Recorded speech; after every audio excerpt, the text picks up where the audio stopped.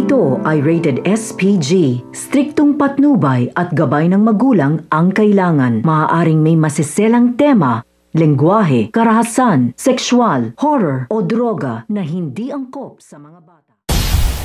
Punong-puno na nga ng mga paghihiganti itong ang si Moira dito nga kay Giselle, at ngayon ngay malakas na nga muli ang kanyang loob dahil nasa kanya na nga raw ang Apex at wala nang makakabawi nga sa kanya nga nito.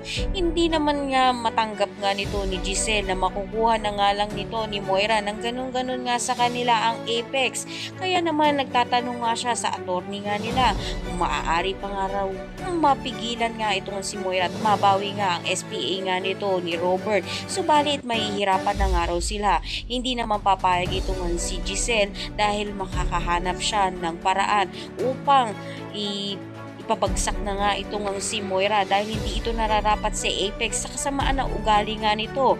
Posibilidad nga kaya na may lumantad na ebidensya na magpapatunay na si Moira na nga talaga at ang tumulak dito nga kay Dr. Tanyag at maipakulong na nga niya ito.